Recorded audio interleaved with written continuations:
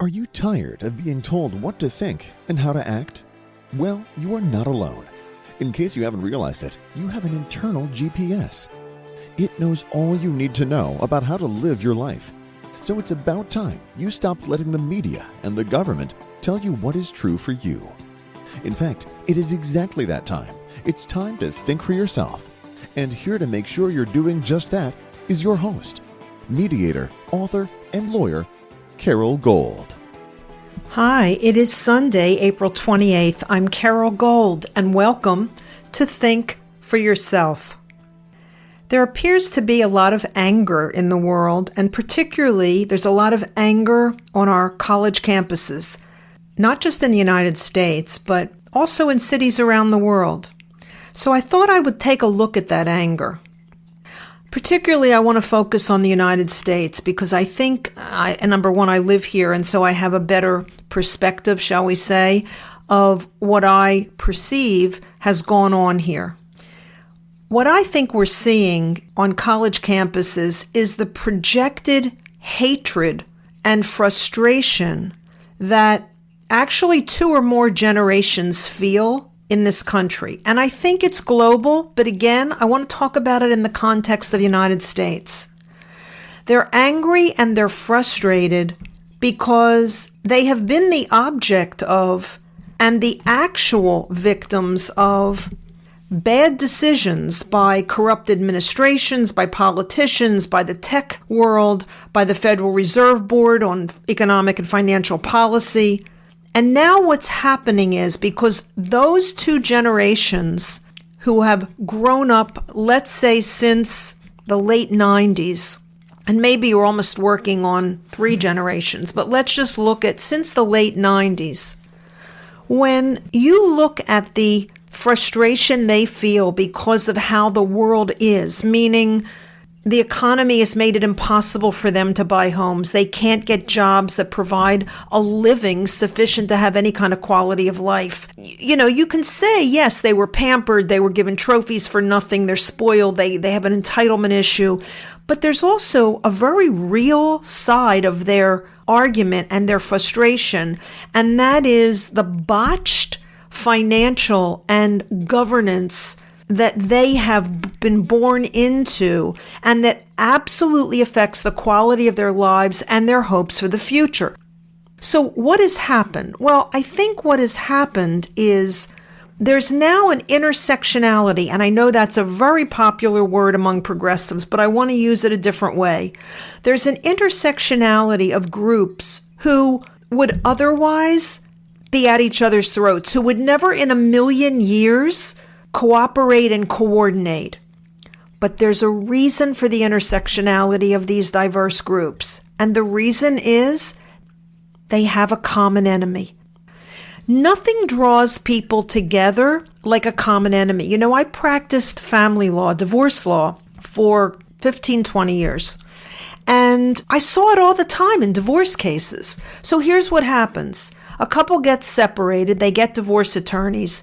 Let's say they both find new partners. Let's say the husband finds a new female friend, the wife finds a new male friend during the divorce.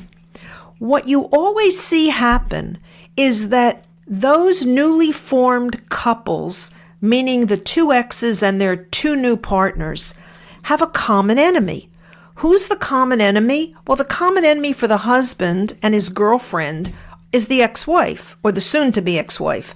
And the common enemy for the soon-to-be ex-wife is the soon-to-be ex-husband and the girlfriend. So the ex-wife and the boyfriend now have this common enemy, and that's the ex-husband. That goes on throughout the entire divorce process. And what almost always happens at the end of the divorce, when it's over and the two people are free of each other, those new relationships don't last. Because when you take away the common enemy, you're left with who you really are and who this other new person really is, and you don't have that distraction anymore.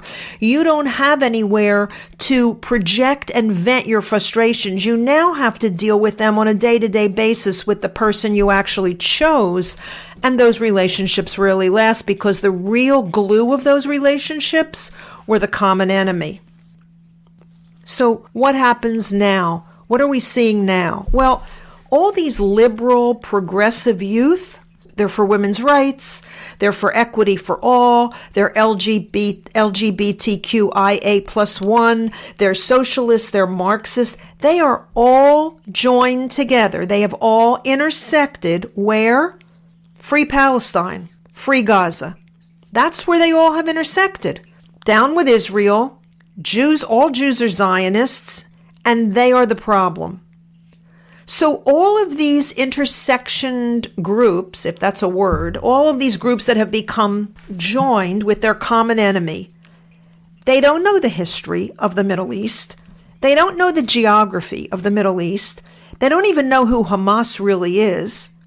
They don't know that if they tried to assert in Gaza or in any Arab, Muslim-dominated country women's rights, equality for all, gay, trans, drag, they would be stoned, tortured, thrown off buildings, killed. That's what would happen to them. And when I see these young people on college campuses railing, waving Palestinian flags, with their heads wrapped in scarves to show they're standing with, or even I see it with some Jewish students who were raised liberal, progressive, and brainwashed in the public school system and in colleges that have been financed by the Arab world since the 1970s, billions of dollars, Qatar being the greatest contributor. I look at them railing against Israel, promoting free Gaza, and I want to say to them, do you realize you are advocating for your oppressor? You are advocating for your oppressor. These are young people who have been raised on an oppressor-victim mentality. And the irony is they are advocating for their oppressors. And if it wasn't so dangerous, it would be comedy. You couldn't put this on Saturday Night Live and have it be any funnier, except it's tragic because they don't realize what they're doing and they don't realize what they're creating. So who is Hamas? Really, who is Hamas? Jordan Peterson just recently did an interview with Mosab Yousef. He is an author and an ex-Muslim militant. But more importantly, Yousef is the son of one of the co-founders of Hamas. Now, I dare anyone to watch this interview who thinks that free Gaza and Hamas are the answer and Israel is the problem. I defy anyone, I dare you to watch that interview on YouTube. It is it's 2 hours. It's absolutely remarkable. Why? Because, and I've seen Yousef before. I've seen him on other news shows, and I think I saw him on one British interview. He comes across in a 5-minute interview as angry and a little hyper.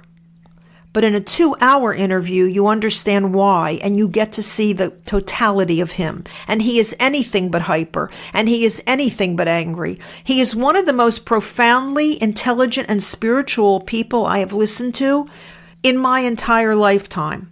Think about what I'm saying. He was raised in Gaza. His father is the co-founder of Hamas. He has a life story that is absolutely remarkable. He has, beginning with being raped at age 5 within the Muslim community and being blamed as the victim for the rape, okay, which he says is a very common occurrence. He talks about the use of children as human shields. He talks about the use of children for many reasons in the Muslim world. Wound up at one point in his life, it's a very complicated story, working for Shin Bet, Israeli intelligence. Eventually went to college, finished high school and went to college. He loves his father. He supported his father through all of this craziness in the Middle East. His father disowned him years ago because he spoke out, because he did not want to become part of that death cult. But he continued to love his father and support his father and speak well of his father until October 7th. And when October 7th happened, he said he could no longer excuse anyone from what took place on that day. And he does not just blame Hamas. He blames most of the Palestinian people who he said were complicit in what happened. I can tell you till I'm blue in the face what he said. It won't matter. You really have to listen to him. And I encourage you, whether you think you already know what's going on in the Middle East, or whether you think that the Jews are the worst people that have ever lived on the planet and need to be exterminated, please watch this interview. So it begs the question, why the Jews? Why the Jews? Historically, why do groups of people congregate around this idea of the need to annihilate the Jewish people? I listened to a rabbi this week doing a radio interview, and he said something fascinating. And as a Jew, I had never thought of it. He said that Judaism represents humankind's awakening to a personal, individual relationship with a single supreme being, a creator, the God. Because he said absent that, prior to Judaism, humans pretty much did as they pleased, with no boundaries, with no morality. And they justified what they did with a panoply of different gods who purported to sanction whatever particular behavior humanity chose to partake in. But Judaism's acceptance of a divine creator, the acceptance of the establishment of a personal, direct relationship with that creator, meant that there became a personal responsibility to that creator, and therefore a conscience, or a conscious awareness, at least, of personal responsibility. And the rabbi went on to say that Hitler said it best. What Hitler said was that conscience is a Jewish invention, and it's a blemish like circumcision. To Hitler, having a moral conscience was repugnant and despicable, because it's how he was able to orchestrate what he did. He had no conscience. Judaism teaches conscience. I would go so far as to say it is the bedrock of the religion.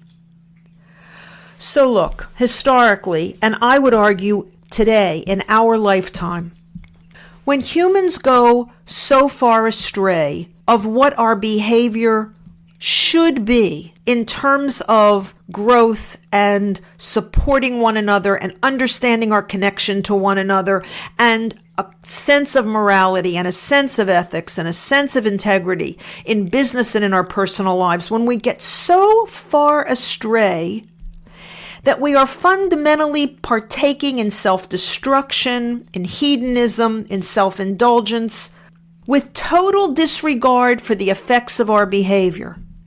And when we don't want to feel badly about it, we have to hate that which stands for personal responsibility. We have to hate what stands for conscience.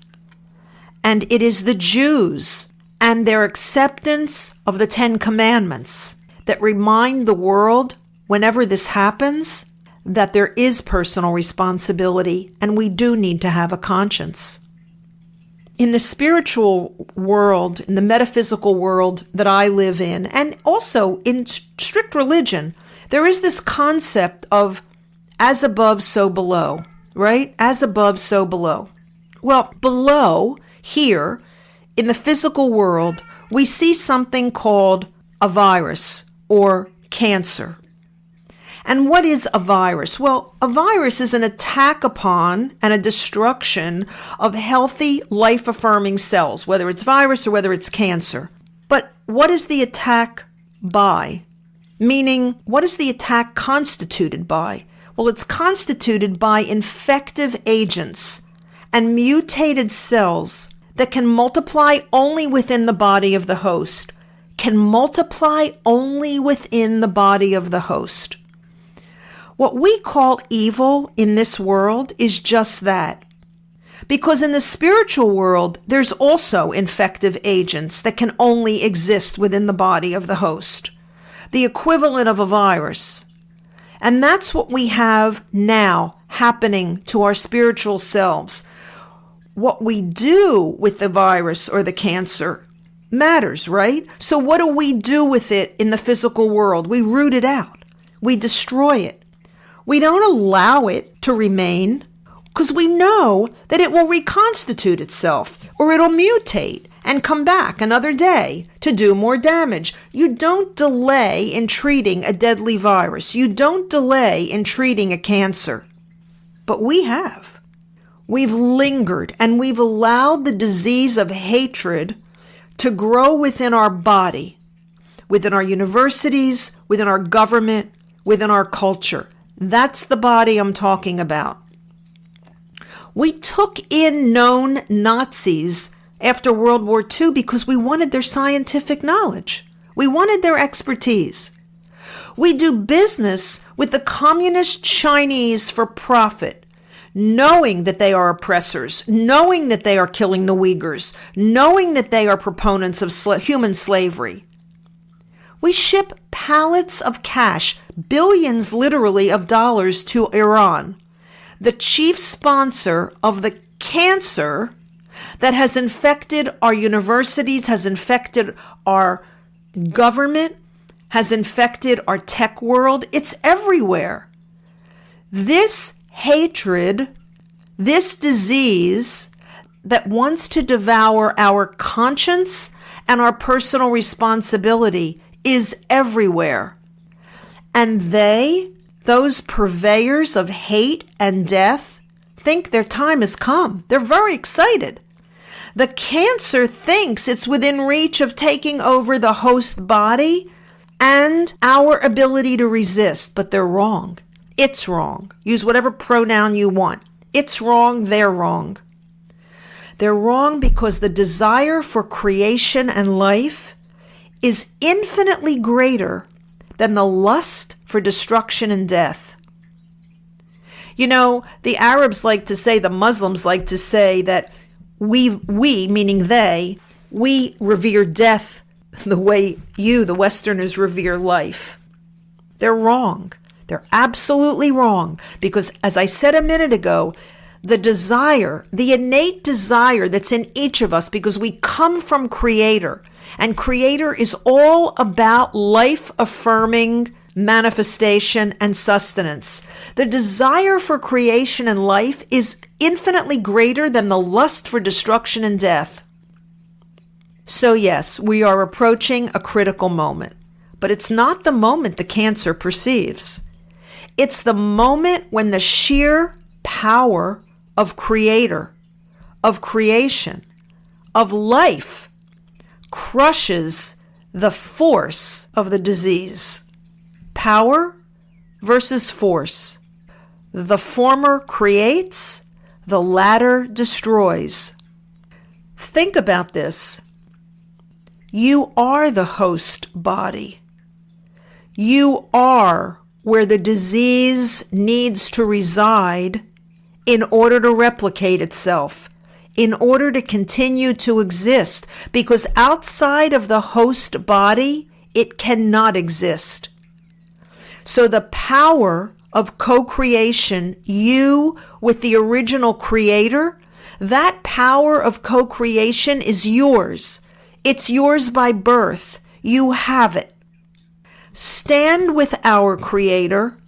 Defeat the forces of spiritual cancer that have attempted to manifest now in your lifetime, in my lifetime. You know, in Kabbalah, in Jewish mysticism, it's taught that Esau, biblical Esau, was born red face, red hair, and he had a lust for blood, it said. And he could have lived his life one of two ways with that lust for blood. He could have grown up to become a butcher, and therefore he would have worked with raw meat every day, and he could have satisfied his lust for blood. But instead, he grew up to become a murderer. It's what we do with what we have that really determines the effect of our lives. Each of us has a choice now. We stand with what is good and true, or we stand with what is deceitful and evil and false. I want to leave you with one more thought. In Kabbalah, it's also taught that Satan, that word means doubt. Doubt that Creator exists. Doubt that God is good. Doubt that we are loved. Doubt that what we need will be provided. I would argue that all of those people on college campuses in this country screaming for the wrong side, supporting a death cult, supporting their oppressors, are caught up in evil. They're caught up in Satan. But I mean it in the sense that they've caught up in doubt. They've disconnected from their Creator. And so the world that they're perceiving is a world upside down. And they've confused good and evil because they've lost all perspective because of where they're standing and because of their disconnect. It's up to those of us who know the connection exists, who know why we're here, who know that behavior matters, choices matter, conscience matters, personal responsibility matters. It's up to us to show them and light the way to the connection again. They're not lost for eternity. They're lost for now. Let's try to bring them back into a reality where what's valued is not death, but life. Thanks for listening. I'm Carol Gold. I'll be back here again next time. And until I am, by all means, think for yourself. Carol thanks you for spending your valuable time with her. It is her mission to empower you to remember how smart and capable you are. Be sure to check out Carol's website, carolgold.com. That's Carol with an E, gold.com. Please leave a review and subscribe here so you'll be alerted to Carol's next podcast. Until then, above all else, remember, it's time to think for yourself.